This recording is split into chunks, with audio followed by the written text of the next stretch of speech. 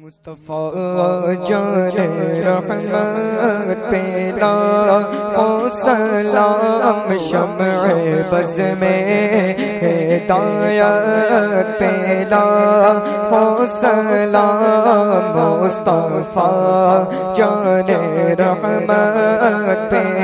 یا اگر معلوم ہے تو اس میں کئی لوگ سوال جواب، اعتراض جواب، بلکہ بہت سارے بیچارے آج ہمارے محلوں میں واٹس ایپ کے مناظر بھی موجود ہیں۔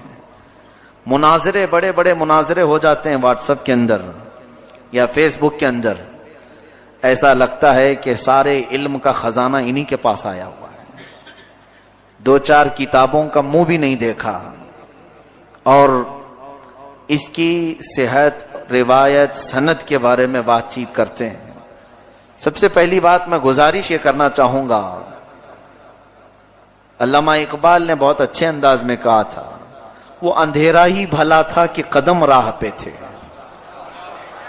وہ اندھیرا ہی بھلا تھا کہ قدم راہ پہ تھے، روشنی لائی ہے منزل سے بہت دور ہمیں۔ کبھی کبھار ہم اس اندھیرے کو یاد کرتے ہیں جب موبائل نہیں تھا، یا پھر سوشل نیٹ ورک کے اتنی تمام خرافات نہیں تھی۔ اگر آ بھی گئی ہیں تو کوئی حرج نہیں، لیکن اس کا اللہ ہمیں صحیح استعمال کی توفیق عطا کرے۔ ورنہ اکثر کو دیکھا گیا ہے کہ اس میں ایسا ڈوبتے چلے جا رہے ہیں کہ انہیں کئی لوگوں کو میں نے گمراہ ہوتے ہوئے بھی دیکھا، بھٹکتے ہوئے بھی دیکھا۔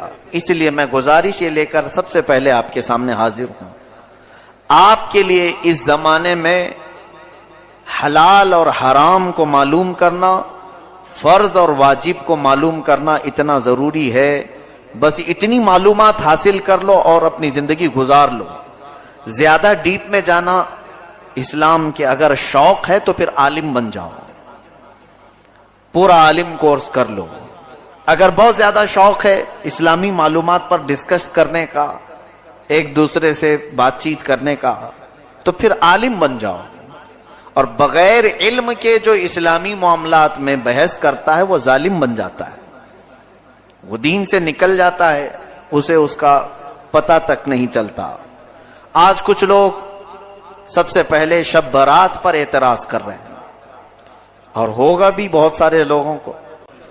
پہلی بات، میں دلیلوں کی طرف آؤں گا کہ شب برات کہاں سے ثابت ہے، قرآن سے ثابت ہے کہ حدیث سے ثابت ہے۔ لوگ ان تمام معاملات پر اتنا ڈسکس کر رہے ہیں، خرافات اور خواہ مخواہ کی ذہنی خلیش میں مبتلا ہیں۔ ان کے لیے میں چند چیزیں لے کر کے آیا ہوں۔ پہلی بات تو یہ ہے، مجھے معلوم ہے، یہ میری فیلڈ نہیں کہ میں ممبر رسول پر بیٹھ کر جب تقریر کرتا ہوں تو میری عادت یہ ہوتی ہے کہ آپ کو جس چیز کی ضرورت ہے وہ ضرورت میں پوری کر کے جاؤں۔ آپ کو جن معاملات کی ضرورت ہے میں وہ دینا چاہتا ہوں گفتگو سے۔ لیکن کچھ لوگوں کو سند، روایت، ثبوت، پروف کی ضرورت پڑتی ہے، تو در حقیقت یہ جگہ نہیں ہے وہ تمام چیزیں پیش کرنے کی۔ پھر بھی آج ریکارڈنگ ہو رہی ہے، میں چاہوں گا کہ ان سب کے سامنے یہ چیزیں بھی پیش کریں، اس لیے کہ کچھ لوگوں نے یہ چیلنج کیا، قرآن و حدیث سے یہ ثابت نہیں شب برات، یہ جھوٹا الزام ہے، قرآن سے ثابت نہیں، حدیث سے ثابت نہیں۔ سب سے پہلے میں نے خطبے کے بعد آیت پڑھی، اللہ تعالیٰ فرماتا ہے، یہ 26ویں پارے کی آیت، حامیم والکتاب المبین، 25ویں پارے میں، انا انزلناہ فی لیلۃ مبارکۃ انا کنا منذرین۔ اللہ فرماتا ہے، اور کتاب مبین کی قسم، اللہ تعالیٰ نے قرآن عظیم کی قسم یاد فرمائی، اس کے بعد فرماتا ہے کہ ہم نے اس کو مبارک رات میں نازل فرمایا۔ اس کے متعلق دو قول ہیں، مفسرین فرماتے ہیں لیلۃ مبارکہ جو قرآن میں لفظ آیا ہے اس سے مراد شب قدر بھی ہے، اور بعض مفسرین فرماتے ہیں اس سے مراد شب برات بھی ہے، کیونکہ آگے کی آیت میں رب تعالیٰ فرماتا ہے فیہا یفرق کل امر حکیم، اس رات میں ہر حکمت والے معاملے کی تقسیم ہوتی ہے۔ رب تبارک و تعالیٰ اپنی جانب سے جو معاملات تقسیم فرماتا ہے وہ آج کی رات یہ ہو گئی قرآن پاک سے۔ میں نے آیت تلاوت کی ہے، جسے چاہیے وہ بعد میں ریکارڈنگ سے حاصل کر لے۔ اب شعبان کی اس 15ویں شب کا اہتمام کرنا، پہلی بات ثبوت کی طرف بعد میں چلتے ہیں۔ اپنے دل سے پوچھو کہ یہاں کون سا غلط کام ہو رہا ہے؟ کیا تمہارا ضمیر اس بات کو گوارا کرتا ہے کہ تمہاری اس پوری محفل کو کوئی یہ کہے یہ گندی محفل ہے؟ معاذ اللہ رب العالمین، مسجد میں بیٹھنا، اللہ تعالی کا ذکر سننا، یا پھر عبادت کے لیے رات جاگنا، ذکر کرنا، تسبیح کرنا، چھوڑو، کسی بھی ثبوت اور سند کے بغیر تم اپنے دل سے پوچھو کیا یہ غلط راستہ ہو سکتا ہے؟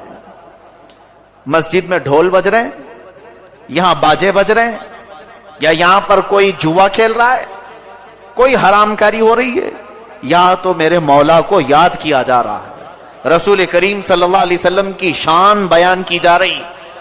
تو حدیث پاک میں تو یہ ہے، اللہ کے نبی صلی اللہ علیہ وسلم فرماتے عند ذکر الصالحین تنزل الرحمہ، جب اللہ کے نیک بندوں کا ذکر ہوتا ہے تو رحمتیں اترتی ہیں۔ نیک بندوں کا ذکر ہوتا ہے، صالحین کا، تو جو نیکوں کا امام محمد الرسول اللہ صلی اللہ علیہ وسلم کا ذکر جس محفل میں ہو رہا ہو تو کیا وہ محفل رحمتوں سے جھما جھم نہیں برس رہی ہوتی؟ سب سے پہلی چیز تو یہ ہے کہ عقلی دلیل ہے، میں نے آپ کو سوچنے کی دعوت دی ہے۔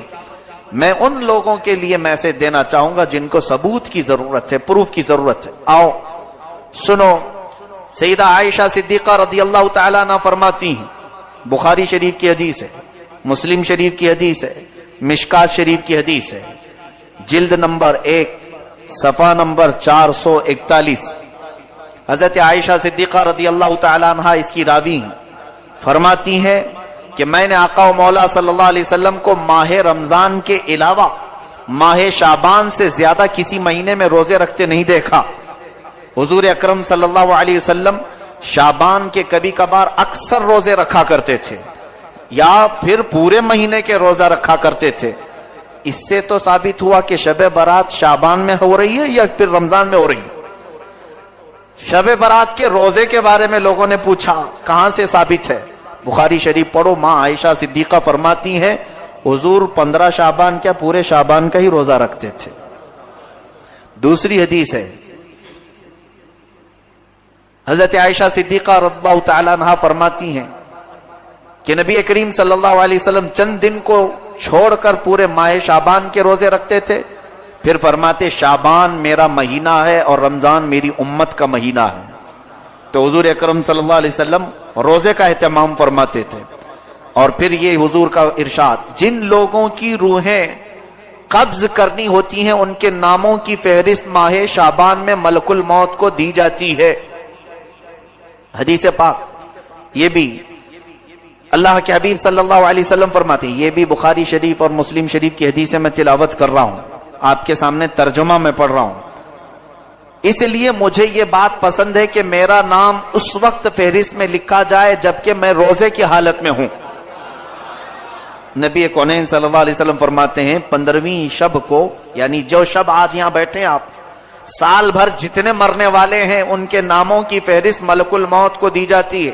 اگلے سال تک اتنے لوگوں کی روحیں تمہیں قبض کرنا ہے۔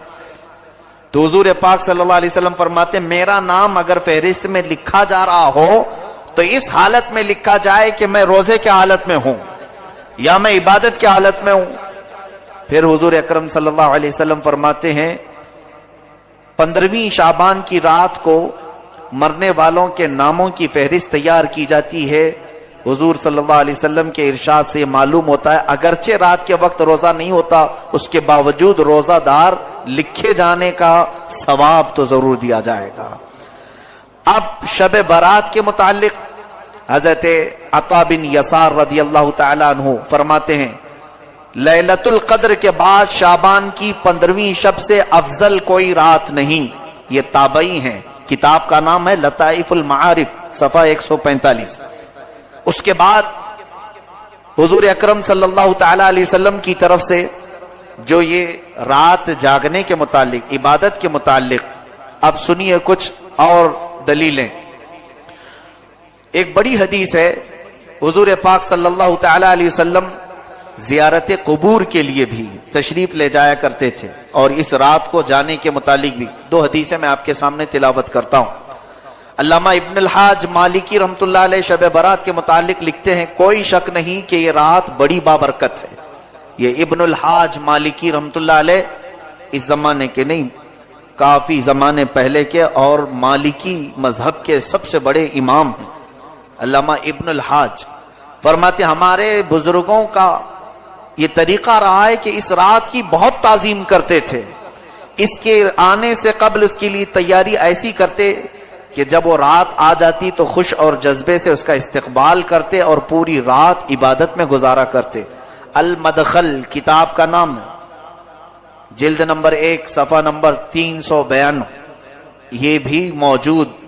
علامہ ابن الحاج مالکی رحمۃ اللہ علیہ فرماتے ہیں ہمارے بزرگوں کا طریقہ رہا ہے۔ اب جن کے ہاں بزرگ ہے ہی نہیں ان کے لیے کوئی مسئلہ ہی نہیں، ہمارے ہاں بہت بزرگ ہیں، تو جن کو بزرگوں کے طریقے پر چلنا ہے تو اس کے لیے میں یہ دلیل پیش کر رہا ہوں، اور جس کو بزرگوں سے کوئی غرض ہی نہیں، خود ہی بزرگ بنا بیٹھا ہو، تو اس کے لیے کوئی دلیل کی ضرورت نہیں۔ اسے اگر میں یہ کہوں کہ میاں ابھی رات ہے تو وہ مجھ سے لڑ پڑے گا، نہیں سورج نکلا ہوا ہے، ایسوں کو دلیل کی ضرورت نہیں ہوتی۔ آقا و مولا صلی اللہ علیہ وسلم نے زیارت قبور کی متعلق جو حدیث پاک ہے، علامہ شیخ عبدالحق محدث دہلوی رحمۃ اللہ علیہ فرماتے ہیں جو شخص شعبان کی 15ویں رات میں شب بیداری کرے تو یہ فعل احادیث کی مطابقت میں بالکل مستحب ہے۔ رسول کریم صلی اللہ علیہ وسلم کا یہ عمل بھی احادیث سے ثابت ہے کہ شب برات میں آپ مسلمانوں کی دعائے مغفرت کے لیے قبرستان تشریف لے جاتے تھے۔ یہ علامہ شیخ عبدالحق محدث دہلوی رحمۃ اللہ علیہ اس بزرگ کا نام میں لے رہا ہوں جن کے متعلق تمام دیوبندی حضرات کا بھی اتفاق ہے، اہل حدیث جماعت کا بھی اتفاق ہے، اہل سنت و جماعت بھی شیخ عبدالحق محدث دہلوی کو اپنا امام تسلیم کرتے ہیں۔ وہ بغیر اختلاف کے لوگوں کے نزدیک بالکل مستند عالم دین ہیں، ان کی بات میں نے یہاں پر پیش کی۔ آپ فرماتے ہیں کہ ہر 15ویں شب شعبان کی رسول کریم صلی اللہ علیہ وسلم قبرستان تشریف لے جایا کرتے تھے۔ اس کے علاوہ غوث پاک کی لکھی ہوئی کتاب ہے، سرکار شیخ عبد القادر جیلانی رضی اللہ تعالی، ہمارے لیے اتنی دلیل بہت بڑی ہے، بلکہ ہمارے لیے تو بس اتنی بات ہے کہ محلے کا امام کہہ دے تو بھی ہم چل پڑتے ہیں، لیکن بہرحال لوگوں کو قائل کرنے کے لیے بڑے بزرگوں کی بات پیش کرنی ہوتی ہے۔ سنیں غنیت الطالبین صفحہ نمبر 250 حضرت حسن بصری رضی اللہ تعالیٰ عنہ کا ایک واقعہ نقل کرتے ہوئے فرماتے ہیں جب آپ شب برات میں گھر سے باہر تشریف لائے تو آپ کا چہرہ یوں دکھائی دیتا تھا جس طرح کسی کو قبر میں دفن کرنے کے بعد باہر نکالا گیا ہو۔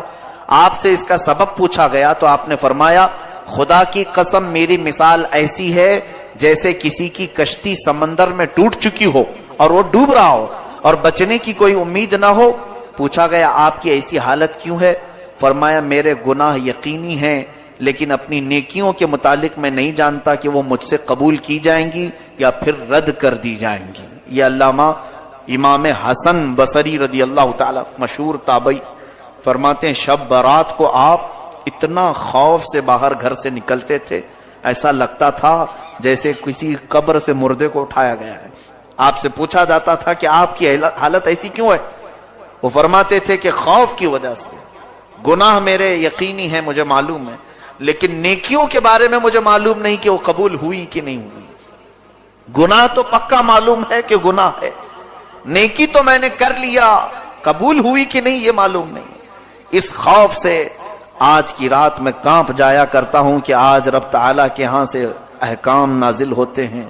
یہ غنیت الطالبین سرکار غوث العظم دستگیر رضی اللہ تعالیٰ عنہ کی لکھی ہوئی کتاب میں ہے۔ اب قرآن پاک کے بعد بزرگوں کے بعد علامہ قرطبی رحمۃ اللہ علیہ کی تفسیر مشکات شریف کی حدیث جلد نمبر 1 صفحہ نمبر 277۔ بعض لوگوں کو یہ عادت ہے جھوٹے جھوٹے اس طرح سے بیان کرتے ہیں۔ بہت سارے لوگ इंटरनेट के मुबल्लिग या फिर व्हाट्सएप और फेसबुक के बड़े चीटर लोगों को ऐसा बेवकूफ बना दें। मैं आपको जो चीज पेश कर रहा हूं वो ऑथेंटिक है, मुझसे सवाल कर सकते हैं आप बाद में भी। मिशकात शरीफ हदीस की बड़ी किताब है, इसकी पहली जिल्द सफा नंबर 277। हजरत अता बिन यसार रदी अल्लाह तआला फरमाते हैं, शाबान की 15वीं रात में अल्लाह ताला मलकुल मौत को एक फहरिस्त देकर हुक्म फरमाता है, जिन जिन लोगों के नाम इसमें लिखे हैं उनकी रूहों को आइंदा साल तक मुकर्ररा वक्तों पर कब्ज कर लो। तो इस शब में लोगों के हालात ये होते हैं कि कोई बागीचे में दरख्त लगाने की फिक्र कर रहा है, कोई शादी की तैयारियों में मसरूफ होता है, कोई कोठी बंगला बनवा रहा होता है, हालांकि उनके नाम मुर्दों की फहरिस्त में लिखे जा चुके होते हैं। यह हदीस का तर्जुमा मैंने पढ़ा है, मिशकात शरीफ की हदीस। उसके बाद मुसन्नफ अब्दुर रज़्ज़ाक, ये भी किताब हदीस की है, जिल्द नंबर 4 सफा नंबर 317, यह हदीस की किताब है। फरमाते हैं हज़रत, उसके बाद और एक किताब अल जामे' लि अहकामिल कुरान शुअबुल ईमान लिल बैहकी, इमाम बैहकी रहमतुल्लाह ताला अलैह की किताब, हदीस की बहुत मशहूर और मारूफ किताब, तकरीबन 12 जिल्दों पर एक किताब है। शायद यहां बहुत सारे लोग देखे भी नहीं होंगे उस किताब को, बड़ी किताब है इमाम बैहकी की शुअबुल ईमान। उसमें फरमाते हैं हजरत उस्मान बिन मोहम्मद रदी अल्लाह अन्हु से मरवी है, सरकार मदीना सल्लल्लाहु अलैहि वसल्लम ने फरमाया, एक शाबान से दूसरे शाबान तक लोगों की जिंदगी मुनक़ता करने का वक्त इस रात में लिखा जाता है, यहां तक कि इंसान शादी बियाह करता है और उसके बच्चे पैदा होते हैं, हालांकि उसका नाम मुर्दों की फहरिस्त में लिखा जा चुका होता है। शाबान के मुतालिक इतनी हदीसें हैं कि बयान करूं तो अभी सुबह हो जाए। अभी सुने और थोड़ी बात, ये मगफिरत की रात है। शब बारात की खुसूसियत के मुतालिक हजरत आयशा सिद्दीक़ा रज़ी अल्लाह तआला अन्हा से एक रिवायत फरमाती हैं, 15वीं शब शाबान की मैं रात को बेदार हुई तो देखा हुजूर सल्लल्लाहु अलैहि वसल्लम नहीं थे मेरे हुजरे में। मैं ढूंढती हुई बाहर निकल आई तो देखा कि हुजूर पाक सल्लल्लाहु अलैहि वसल्लम जन्नतुल बकी में है, कब्रिस्तान। तो जन्नतुल बकी कब्रिस्तान से बाहर निकल रहे थे, तो हजरत आयशा ढूंढती हुई वहां तक पहुंची रसूल करीम सल्लल्लाहु तआला अलैहि वसल्लम से। आपने पूछा कि आका व मौला, इस वक्त आपका यहां आना? हुजूर अकरम सल्लल्लाहु अलैहि वसल्लम ने हजरत आयशा से कहा, तुम इतनी घबराती क्यों हो? क्या तुम्हें इस बात का डर है कि अल्लाह और उसके रसूल तुम्हारे साथ कोई खिलाफ फैसला करेंगे? तो हजरत आयशा सिद्दीक़ा फरमाती, नहीं, मैं ये देखने आई थी कि कहीं आप दूसरी अहलिया मोहतरमा के पास आराम फरमा होंगे। हुजूर अकरम सल्लल्लाहु अलैहि वसल्लम फरमाते हैं, सुनिए जो हदीस का असल बयान करना है मुझे। फरमाते हैं, बेशक अल्लाह ताला शाबान की 15वीं शब, ये अल्फाज पर तवज्जो दें, यह हदीस पूरे बयान का खुलासा है, लुब्बे लुबाब मग़ज़ यही है। हुजूर अकरम सल्लल्लाहु अलैहि वसल्लम फरमाते हैं, बेशक अल्लाह ताला शाबान की 15वीं शब आसमाने दुनिया पर नुज़ूल फरमाता है। कई आसमान हैं, 7 आसमान है। दुनिया का जो आसमान है वो पहला आसमान है। हदीस पाक में आसमाने दुनिया यानी दुनिया का ये जो पहला आसमान है, इस पर नुज़ूल फरमाता है और कबीला बनु कल्ब की बकरियों के बालों से ज्यादा लोगों की मग़फ़िरत फरमाता है। ये क्या है कबीला बनु कल्ब? अरब में एक खानदान रहा करता था जिस कबीले का नाम, खानदान का नाम बनु कल्ब। वो बकरियां पालते थे और उनकी बकरियों के बड़े बाल होते थे, यानी घने बाल होते थे। हदीस पाक में उन बकरियों वालों का जिक्र है कि उन बकरियों के जिस्मों पर जितने बाल होते हैं उतनी तादाद में आज की रात अल्लाह ताला लोगों को जहन्नम से आजाद फरमाता है। अब ये हदीस कहां कहां है, ये सुन करके उन तक पहुंचा दें तो खालिस बात खत्म हो जाएगी। तिरमिजी शरीफ सिहाए सित्ता की हदीस है। सिहाए सित्ता जो मशहूर किताबें हैं 6, जिसको सारे लोग तस्लीम करते हैं, बुखारी शरीफ, मुस्लिम शरीफ, तिरमिजी शरीफ, नसाई शरीफ, इब्ने माजा शरीफ, अबू दाऊद शरीफ, ये 6 किताबें हदीस की मशहूर और मारूफ हैं। इसमें से किताब से मैं हवाला, सबूत, प्रूफ आपके सामने पेश कर रहा हूं। तिरमिजी शरीफ जिल्द नंबर 1 सफा नंबर 156, دوسری بھی صحاح ستہ سے ہی پیش کر رہا ہوں، یہی حدیث سیم ٹو سیم حدیث حضرت عائشہ کی، ابن ماجہ صفحہ نمبر 100۔ تیسری کتاب سیم ٹو سیم یہی حدیث، مسند امام احمد بن حنبل رضی اللہ عنہ، جن کو غیر مقلد اور اہل حدیث بہت مانتے ہیں، اہل حدیث حضرات بھی بہت مانتے ہیں، مسند امام احمد بن حنبل سے پیش کر رہا ہوں۔ وہ تقریباً 20 یا 25 جلدوں کی کتاب ہے۔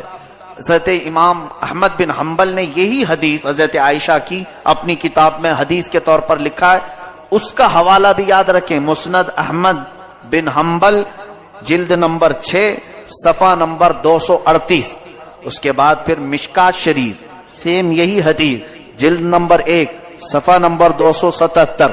اس کے بعد مصنف ابن ابی شیبہ، یہ بھی حدیث کی مشہور و معروف کتاب ہے، جلد نمبر 1 صفحہ نمبر 237۔ شعب الایمان امام بیہقی کی کتاب ہے، یہ بھی حدیث کی بڑی مشہور و معروف کتاب ہے، اس کی جلد نمبر 3 صفحہ نمبر 379۔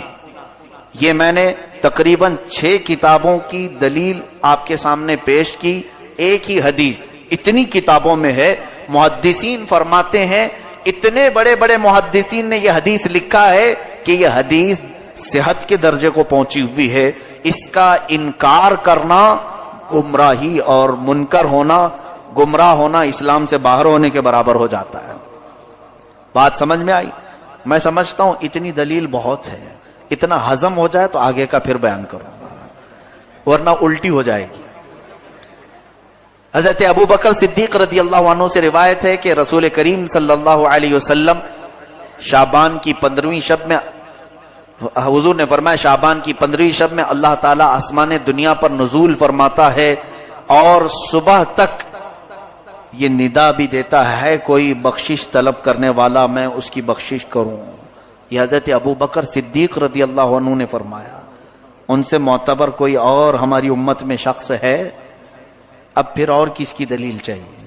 میں نے غوث پاک کی کتاب پیش کر دی، امام بیہقی کی، امام ترمذی کی، امام ابن الحاج مالکی کی اور مشکات کی، کئی کتابوں کے بعد اب سیدھے میں حضرت ابو بکر صدیق کی بات پیش کر رہا ہوں۔ اور فرماتے ہیں اللہ تعالیٰ آج کی رات ساری مخلوق کی بخشش فرمائے گا سوائے مشرک کے اور کینہ رکھنے والے کے۔ مشرک، کافر و مشرک جو ہے اس کی آج بخشش نہیں ہے، اور جو دل میں کینہ رکھا ہے دوسرے مسلمانوں سے، بات چیت بند ہے، اس کی بھی آج مغفرت نہیں ہے۔ اسی لیے معافی طلب کرنے کا ایک رواج ہمارا پہلے سے چلا ہوا ہے۔ حضرت ابو ہریرہ، حضرت معاذ بن جبل، حضرت ابو ثعلبہ، حضرت عوف بن مالک رضی اللہ تعالیٰ عنہ، یہ سارے صحابہ اکرام سے یہ حدیث مروی ہے۔ اب میں یہ دلیلوں پر ہی لگ جاؤں گا تو آپ بھی اکتا جائیں گے، آپ یہ کہیں گے مولانا ہمیں بس ہے، کافی ہے، شب برات ہے آج، ہم کو معلوم ہے مسجد میں روشنی ہے، آج مغرب میں چہل پہل ہے، یہی ہمارے لیے بس کافی ہے۔ بھولے بھالے سنیوں کے لیے بڑی دلیلوں کی ضرورت نہیں، لیکن ان کو بہکانے کے لیے کچھ لوگ قرآن بھی لاتے ہیں اور حدیث بھی لاتے ہیں۔ اب اس کی مثال میں آپ کو بتاؤں، ایک موٹی سی کتاب میں یہاں سامنے رکھوں اور کہوں دیکھو بھائی بخاری شریف میں ہے، آپ مانو گے کہ نہیں مانو گے؟ حالانکہ وہ بخاری شریف نے بہار شریعت لے کے بیٹھا ہوں، میں اردو کی ایک بہار شریعت لے کے بیٹھا ہوں، اور اگر آپ کو کہوں، آپ کو ایسا لگے گا ہاں مولانا ہے، پڑھے لکھے ہیں، بخاری، ارے بھائی موٹی کتاب ان کے سامنے رکھی ہوئی تھی، تو آپ نے کبھی بخاری شریف کا دیکھا نہیں یا اس کو کھول کر پڑھا نہیں، اور اگر دیکھ بھی لو تو عربی آتی نہیں، تو سمجھ لو ایسے بہت سارے لوگ صرف یہ بڑے بڑے ناموں سے دھمکا دیتے ہیں، ڈرا دیتے ہیں، اور پھر یہ کہتے ہیں کہ قرآن میں نہیں ہے، حدیث میں نہیں ہے، یہ تمام چیزیں۔ اب میں نے جو پیش کیا یہ کہاں ہے؟ پھر یہ بھی تو حدیث پاک میں ہے، یہ چیزیں قوم کے سامنے وہ کیوں نہیں پیش کرتے؟ یہاں پتا چلتا ہے کہ کہیں نہ کہیں ان کے دل میں حسد ہے، کینہ ہے، اور قوم کو گمراہ کرنے کے لیے صحیح امانتیں قوم تک پیش نہیں کرتے۔ ان کا حال یہ ہے، اللہ تعالیٰ نے قرآن میں فرمایا ہے کہ افتؤمنون، یعنی ان کے متعلق یہ فرمایا تکتمون الحق، تم حق کو چھپاتے ہو اور باطل کو باہر نکال کر کے بتاتے ہو. یہ یہودیوں کی عادت تھی، بہت ساری چیزیں چھپا دینا اور پھر اس میں سے توڑ مروڑ کر کے لوگوں کو بیان کرنا. بہرحال آپ سب کو علم حاصل کرنے کی ضرورت ہے تاکہ آپ گمراہوں کے ہاتھ میں پڑ کر گمراہ نہ ہو جائیں. بتاؤ آج ان گمراہوں کے کہنے پر کئی لوگ نہیں منا رہے ہوں گے شب برات، ہمارا کیا جا رہا ہے، ہمارا کیا نقصان ہے؟ انہوں نے اپنا نقصان کر لیا کہ آج وہ عبادت نہیں کر رہے ہیں، آج وہ مسجدوں میں نہیں آ رہے. مجھے بتاؤ کیا مسجد میں آنا گناہ کا کام ہے؟ عبادت کرنا گناہ کا کام ہے؟ کیا یہاں پر چلو کچھ بھی نہیں کیا، مسجد میں بیٹھا بیان سنا، یہ تو بیان ان کے ہاں بھی ہوتے ہیں، کیا نہیں ہوتے؟ بہت سارے بیان ہوتے ہیں. تو بیان کی فضیلت بھی انہی سے جا کر کے سنو، ان کے ہاں کتنی فضیلت ہے، ایک بیان میں بیٹھنے کا کتنا ثواب ہے. تو صرف اگر بیان میں بیٹھنے کا ثواب بھی معلوم کر لیتے تو آ جاتے. خواہ مخواہ مخالفت کرنا اچھی بات نہیں. بہرحال میں اب تھوڑی سی چیزیں آپ کے لیے شب برات کے متعلق عرض کروں. ہاں ایک اور سوال ہمارے پاس آیا ہے. ایک تو جنہوں نے یہ سوال کیا تھا میں سمجھتا ہوں کہ ان کو اطمینان ہو گیا ہوگا شب برات کہاں سے ثابت ہے، ریکارڈ ہے، پھر سے وہ کتابوں کے حوالے یاد کر لو، جلد نمبر صفحہ نمبر سب، اور پیش کر دیں. دوسری چیز یہ معافی مانگنے کا کیا طریقہ ہے؟ واٹس ایپ بھرا ہوا ہے معافی نامے سے، قطار لگی ہوئی ہے 3 دنوں سے، میرے اگلی پچھلی تمام چیزیں معاف کرو معاف کرو معاف کرو. اچھا کام ہے، یعنی معافی طلب کرنے کا یہ طریقہ اختیار کیا گیا. جس کو دیکھو اور بیچارہ لکھتا بھی نہیں، کاپی پیسٹ ادھر سے اٹھائے ادھر کر دے، لکھنے کی بھی کسی کے اندر اتنی ہمت بھی نہیں ہے. ذرا آپ اس کے متعلق سوچو. صحیح ہے ہمارے بزرگوں کا یہ طریقہ رہا. حدیث پاک ابھی میں نے سنایا، جس کے دل میں کینہ ہو آج اس کی مغفرت نہیں ہوگی. کینہ کہتے ہیں مسلمانوں سے قطع تعلق کرنا. مسلمانوں میں بہت سارے ایسے ہیں جو اپنے رشتوں کو چھوڑ کر بیٹھے ہوئے، بھائی بہن سے بات نہیں کر رہا ہے. بہت تو ایسے ہیں ماں بیٹوں میں بات چیت بند ہے. معاذ اللہ رب العالمین. حدیث پاک میں ہے جس نے دنیا میں صلہ رحمی رشتے کو قطع کیا، کٹ کیا، قیامت کے دن اسے کاٹ کر دوزخ میں ڈال دیا جائے گا. صلہ رحمی کو قطع کرنے والا، حضور نے یہ بھی فرمایا جس نے 3 دن سے زیادہ اپنے بھائی سے ترک تعلق کیا وہ میری امت میں سے نہیں ہے. یہ بڑی وعیدیں ہیں. اس لیے بزرگوں نے ایک طریقہ اپنایا تھا. آج کی رات جو کچھ بھی ہوا پچھلا سب بھول جاؤ. معافی طلب کرنے کے لیے ہم رب کے حضور آتے ہیں مغفرت کے لیے، لیکن اگر ہمارے پاس 2 چیزیں ہیں، نمبر 1 شرک اگر کیا ہو تو بخشش کی سوال ہی نہیں. دوسری چیز اگر کینہ ہے دل میں دوسرے کے متعلق، اپنے بھائیوں کے متعلق، تو بھی بخشش کی یہاں پر ممانعت کر دی گئی، مغفرت نہیں ہوگی. تو بزرگوں نے یہ عادت ڈالی تھی امت مسلمہ کو کہ یہ شب برات آنے سے پہلے پہلے اپنے دل کے کینوں کو صاف کر لو، معافی طلب کر کے صاف ستھرے ہو جاؤ تاکہ آج بٹنے والی مغفرت تمہیں بھی مل جائے.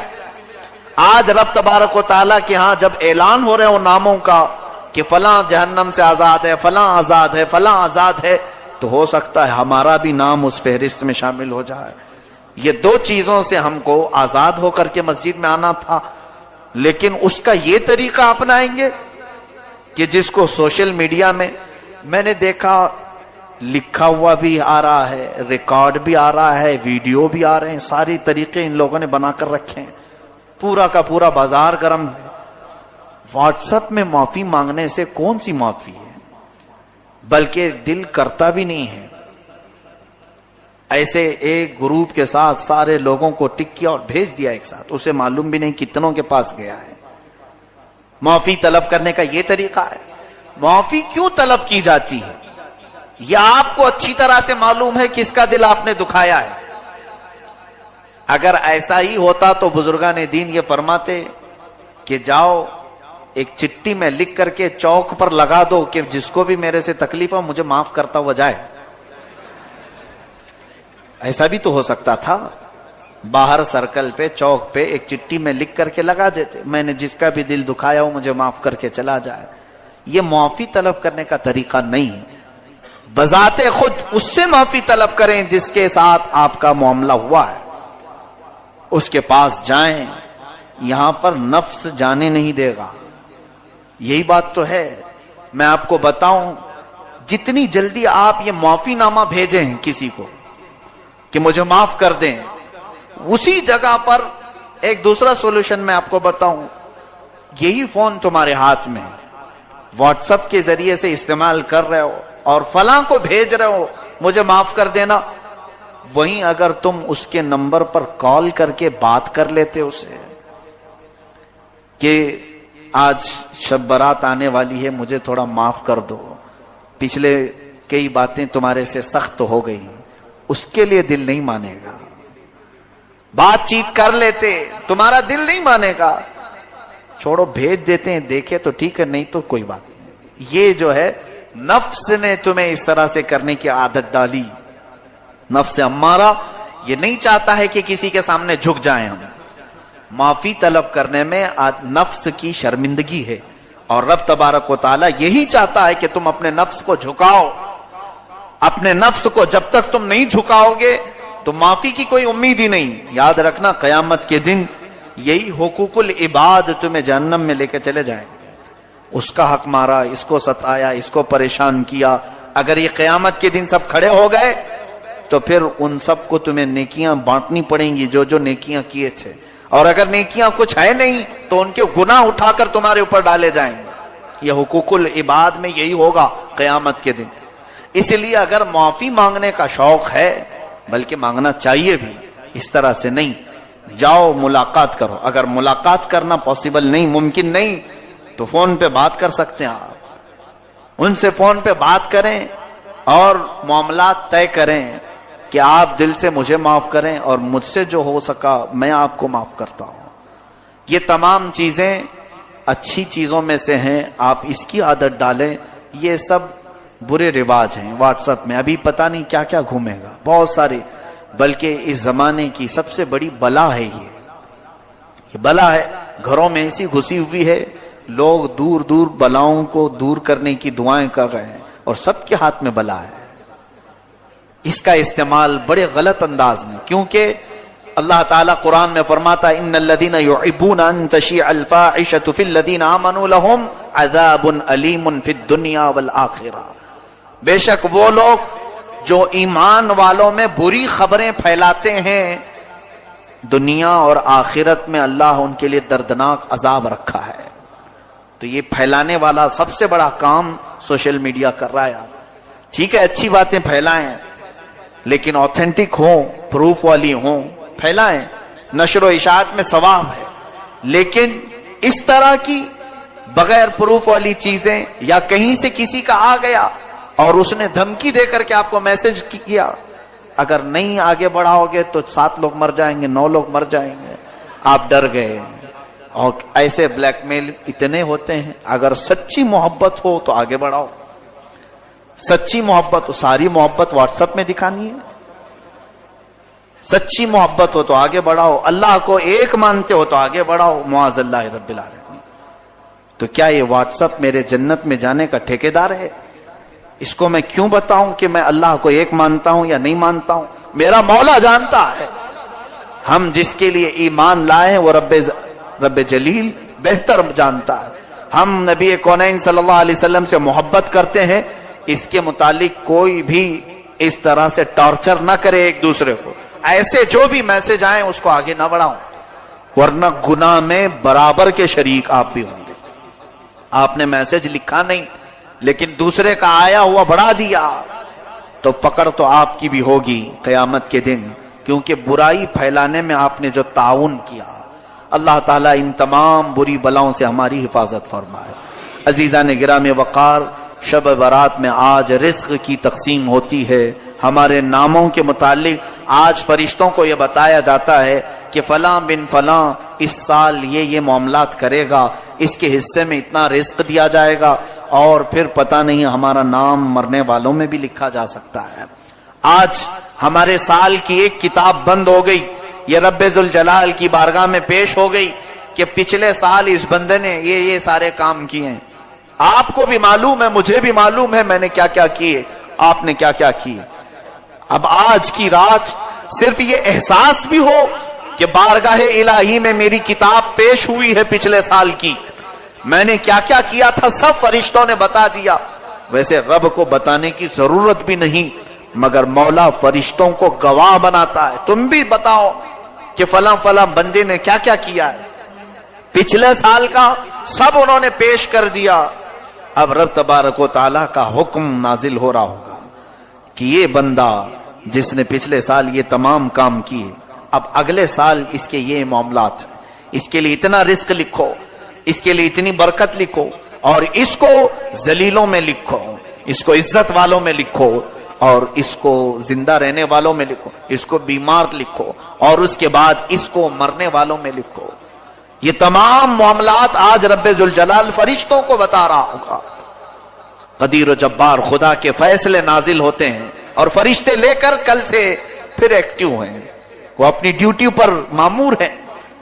ہمیں یہ معلوم نہیں کہ ہمارا نام کن چیزوں میں لکھا گیا ہے. آج کی شب ہمیں برکت والوں میں نام ہمارا آیا ہے, بیماروں میں آیا ہے, یا پھر صحت مندوں میں آیا ہے, نیکیوں میں رہنے والوں میں ہمارا نام شامل کیا گیا ہے یا نہیں, ہم میں سے کسی کو اس بات کا علم نہیں. اور جب معلوم نہ ہو کر کے ہمارے اندر اکڑ اتنی ہے, ہم غرور اور تکبر کے ساتھ زمین پر ایسے چلتے ہیں جیسے لگتا ہے کہ جنت ہمارے لیے واجب ہوگی. جنت تو ہماری ہی ہے. میرے عزیزو, خوف کرو بارگاہ رب العزت کے فیصلوں سے. قرآن عظیم میں رب تعالیٰ فرماتا ہے ان بطش ربک لشدید, بے شک تمہارے رب کی پکڑ بہت سخت ہے. اور اس کی پکڑ جب سخت ہوتی ہے تو سب سے بڑی پکڑ تو یہ ہے کہ وہ ایمان چھین لیتا ہے. جس سے وہ ایمان ختم کر دے اس کے لیے سب سے بڑا عذاب ہے اللہ کا. ایمان کی دولت کسی سے چلی گئی تو خدا کا سب سے بڑا عذاب اس پر آیا ہے. رب تبارک و تعالیٰ اسے ہمیشہ کے لیے دوزخ لکھ دیتا ہے. حدیث پاک میں ہے شب برات ہو کہ شب قدر ہو یا پھر مرنے سے پہلے بھی ہو, مشرک اگر ہوا, کافر اگر ہوا, ایمان نکل گیا تو اس کی بخشش تو ہو ہی نہیں سکے گی. بلکہ قیامت کے دن ان کے متعلق فرمایا گیا, سنو, جن کی کفر پر موت ہوئی, جو کافر مرے دنیا میں, قیامت کے دن حساب کتاب کے بعد دوزخ میں ڈالے جائیں گے. دوزخ میں ڈالنے کے بعد دوزخ کی ہولناکیاں جب انہیں نیچے طبقے میں لے جائیں گی, ہر طرح کے عذابات کا سامنا ہوگا. اتنے سخت عذاب, اللہ اکبر. دوزخ کا سب سے ہلکا عذاب کیا ہے؟ حدیث پاک میں حضور پاک صلی اللہ علیہ وسلم ارشاد فرماتے ہیں آگ کی جوتیاں پہنائی جائیں گی, انگار کے جوتے پہنائے جائیں گے, جس کی وجہ سے اس کا بھیجا پک کر کے ابل رہا ہوگا. یہ دوزخ کا ہلکا عذاب ہے. منیمم کسی کو اگر دیا جائے تو یہ ہلکا ہے. پھر جس کے لیے اللہ نے فرمایا عذاب علیم, عذاب عظیم, دردناک عذاب, بڑا عذاب, وہ مولا ہی جانتا ہے کہ کیسے کیسے عذاب دوزخ میں. سنو, جس کی کفر پر موت ہوئی دوزخ میں ڈالے جائیں گے.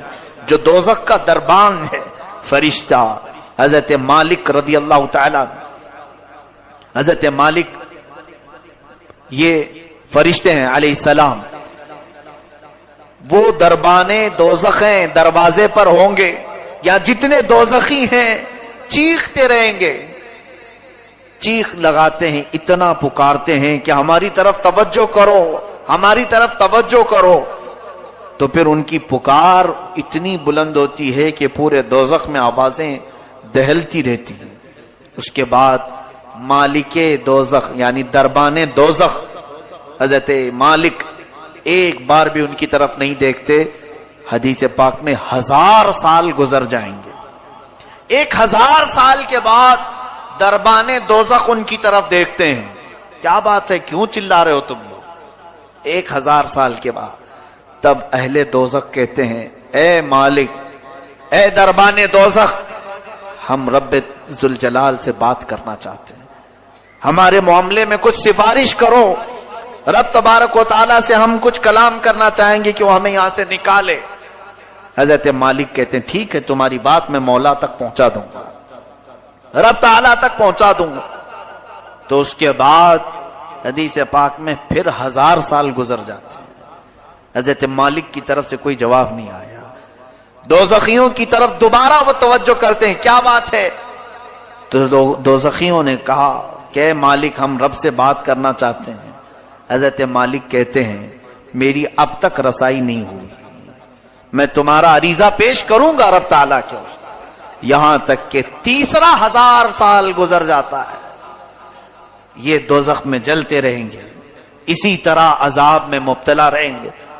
تیسرے 1000 سال کے بعد حضرت مالک ادھر دوزخ کی طرف توجہ کرتے ہیں اور فرماتے اے اہل دوزخ، بشارت ہو تمہارے لیے کہ رب تعالیٰ کی طرف سے یہ جواب آیا ہے، لا ينظر الیہم ولا یرحم علیہم، ان کی طرف نہ دیکھا جائے گا نہ ان کی طرف رحم کیا جائے گا۔ مولا نہ تم سے بات کرنا چاہتا ہے اور نہ تم پر رحم کرنا چاہتا ہے۔ اب بند کرو آواز۔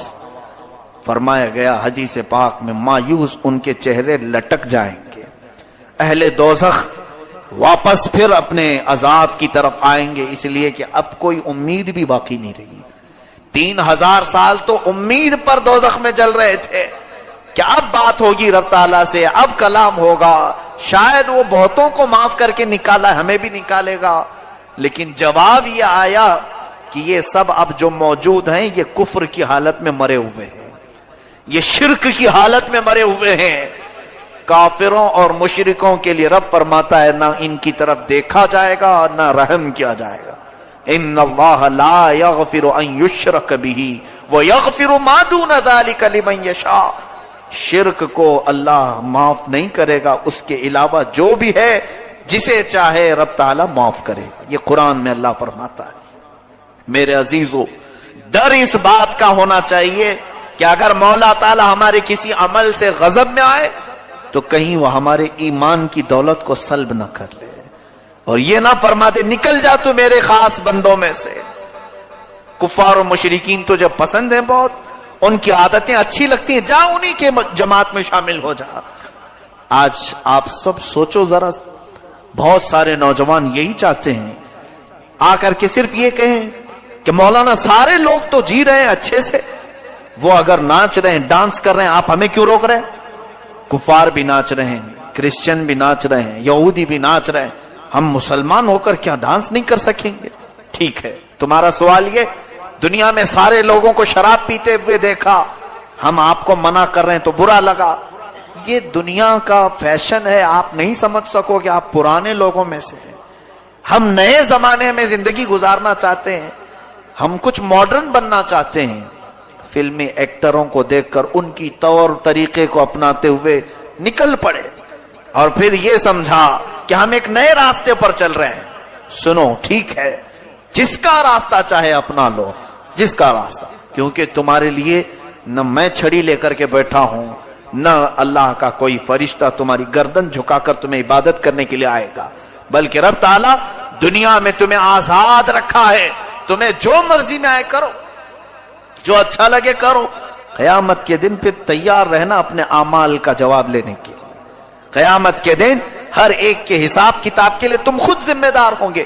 آج میں ان نوجوانوں سے کہتا ہوں جنہیں کفار و مشرکین اچھے لگتے ہیں، جن کو لوگوں کے ہاتھوں کے شراب کی بوتلیں پسند ہیں، جوئے خانے، شراب، تاش کے اڈے، یہ سب بہت اچھے لگتے ہیں جنہیں، اور پھر یہ فلمی دنیا کے تمام تر ظالم دجال قسم کے خرافات مچانے والے اور پورے گھروں کو تباہ کرنے والے ایکٹر انہیں پسند ہیں، ان کے ساتھ ہو جاؤ، کوئی بات نہیں، تمہیں مبارک ہو۔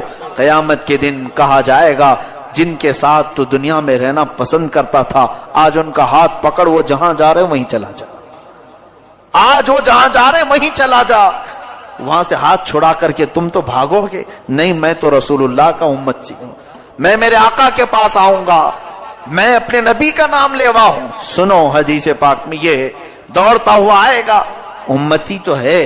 حضور اکرم صلی اللہ تعالی علیہ وسلم کے قریب آتے ہی حضور پاک سے عرض کرتا ہے، رو کر کے، چلا کر کے، مجھے فرشتے دوزخ کی طرف کھینچ رہے ہیں، بچا لیجیے۔ نبی کونین صلی اللہ تعالی علیہ وسلم کی طرف سے جواب آئے گا، تو کون ہے؟ بلکہ اس آقا کی عادت مبارکہ یہ ہے، فرماتے ہیں میں بھرے مجمع میں بھی اپنی امتیوں کو پہچان لوں گا. کروڑوں کی تعداد میں پوری امتیں وہاں ہوں گی، مگر اپنی امت کو میں ضرور پہچانوں گا ہزاروں کی لاکھوں کی بھیڑ میں بھی. یہ بھی حدیث پاک میں. لیکن ایک حدیث میں یہ ایک بندہ آئے گا اور حضور اس سے پوچھیں گے تو کون ہے؟ کہے گا حضور میں آپ کا نام لیوا، میں آپ کا امتی ہوں. اللہ کے حبیب صلی اللہ علیہ وسلم فرماتے ہیں مجھے تو نہیں اس بات کا علم ہے، تو دنیا میں کسی اور کو پسند کرتا تھا، جا آج اس کو پکڑ لے، وہ جہاں جائے چلا جا. آج میں یہی کہنا چاہوں گا، میں آپ کے اوپر کوئی سختی کا معاملہ لے کر کے نہیں آیا ہوں، آپ کے پیچھے پیچھے گھومتے ہوئے محلے بھر میں نہیں آ رہا ہوں. میں آپ کو تو یہاں سے ایک میسج دینا چاہوں گا، تمہیں جو چیزیں اچھی لگیں کرو، لیکن قیامت کا منظر یاد رہے، میدان قیامت یاد رہے. بس اتنے کام کرو کہ رسول اللہ کی بارگاہ میں منہ دکھانے کی ہمارے اندر نوبت یعنی کیفیت باقی رہ جائے. حضور کو منہ دکھا سکیں، عرض تو کر سکیں کہ آقا نفس کی شرارتوں سے بہک تو گیا تھا لیکن محبت دل میں آپ کی رکھتا تھا. حضور آپ کی سنتوں پر مر مٹنے کا جذبہ تھا، شرارت نفس نے مجھے بہکایا ضرور تھا. اے میرے عزیز و غلاموں، ان کو چھوڑ کر نہ ہماری دنیا ہے، اس رسول کو چھوڑ کر نہ ہماری قبر ہے، اس نبی کو چھوڑ کر نہ ہماری حشر ہے، کچھ بھی نہیں ہے. رسول کریم صلی اللہ تعالی علیہ وسلم سے دور ہو کر ہماری کون سی زندگی ہے؟ آج کی رات اگر یہ احساس نہیں جاگا تو پھر بیکار ہے ایسی ہزار راتیں ہیں، پھر بیکار ہے ایسی زندگی بھر بار بار آنے والی راتیں. آج بعض لوگوں کو ایسا لگتا ہے یہ رات تو آج روڈ پر ناچنے کی ہے، ایک دوسرے کو گالی گلوچ کر کے باہر کھیل کود کر پوری رات گزارنے کی ہے. ادھر مؤذن فجر کی اذان دے رہا ہو، ادھر لوگ بستر پر جا رہے ہیں. یہ آج کی رات کا تماشا لوگوں نے بنایا ہے. پٹاخے اڑاؤ، قبرستان جاؤ تو کہکہا مار کے ہنسو، اور اگر کسی کے ہاتھ میں بائک آئے تو ایسے اڑاؤ کہ کئی لوگ اس میں حادثوں کے شکار، کئی لوگ اس رات میں لوگوں کو تکلیف دینے کا ذریعہ بنتے ہیں. سنو، آج کی رات فرشتے بھی اترتے ہیں، بے حساب ان گنت تعداد میں فرشتے. تم جس وقت اس طرح سے اڑا رہے ہو سکتا ہے ہم سے تمہیں ڈر نہیں لگتا، اللہ کے وہ ملائکہ تمہارے ہر کام کی گواہ بنیں گے. صبح واپس رب کے حضور جائیں گے. اللہ تبارک و تعالی ان فرشتوں سے پوچھتا ہے میرے بندوں کو کس حالت میں تم چھوڑ آئے؟ جب تم دنیا سے آ رہے تھے تو میرے بندے کیا کر رہے تھے؟ فرشتے سچ سچ بتائیں گے، اے رب ذوالجلال فلاں بندہ تیرا بے حیائی کر رہا تھا، فلاں بندہ آج مسجدوں سے تیرے ذکر کی آوازیں آ رہی تھی، لیکن فلاں بندہ وہاں پر اپنی گاڑیوں میں اچھل کود مچا رہا تھا، بے حیائی، خرافات اور فحاشی اور اپنے برے اعمال سے لوگوں کو ایذا پہنچا رہا تھا. یہ ملائکہ رب تعالیٰ کے حضور پیش کریں گے، اور رب تعالیٰ کی طرف سے جو جلال نازل ہوگا اس کے ذمہ دار آپ ہیں. ارے میاں، نئی سال کی نئی شروعات ہو رہی ہوتی ہے، ایک سال ہماری زندگی کا ختم ہوا اور یہاں سے نیا سال شروع ہو رہا ہے. اب یہاں اپنی قسمت میں آج کیا لکھا گیا ہے کسی کو معلوم نہیں ہے نا. آج رب تبارک و تعالیٰ کیا لکھ رہا ہے فرشتوں کو ہمارے بارے میں، میں بتاتا ہوں. ہم کو معلوم نہیں لیکن ہم احساس کر سکتے ہیں. کیسے؟ میں فجر کی نماز میں حاضر ہوا، میں بارگاہ الہی میں شکر بجا لاؤں گا کہ مولا میرے اس سال کی پہلی نماز تو نے لکھ دی ہے، اور جو سویا اور جو بھاگا وہ خود پہچان لے کہ کل کی رات میری کتاب میں بے حیائی لکھ دی گئی ہے، محرومی لکھ دی گئی ہے، اسی لیے مجھے مسجد سے باہر کیا گیا. میں بیٹھا تو تھا، مجھے مسجد میں رب تعالیٰ نے صبح نہیں بلایا، اس کا مطلب ہے کل کی کتاب میں مجھے محروم لکھا گیا ہے. کتنے محروم لکھے جائیں گے ان کو خود معلوم ہوگا کل کی دن، اور کل کا دن کس حالت میں گزر رہا ہے یہ آپ کو خود پتا چلے گا کہ آج میری زندگی کے کتاب جو نئی شروع ہو رہی ہے اس کے پہلے پیج پر فرشتے کیا لکھیں گے کل. اگر روزے سے ہیں تو الحمدللہ شکر بجا لاؤ، اے رب قدیر تیرا احسان ہے، میرے اس نئے سال کے پہلے دن تو نے روزہ لکھ دیا ہے، روزہ لکھا ہے، اور جس نے کل کا دن گانے سننے میں گزارے، بے حیائی دیکھنے میں گزارے. بہت سارے لوگ تو پلان بناتے ہیں ان دنوں میں سینما جانے کا.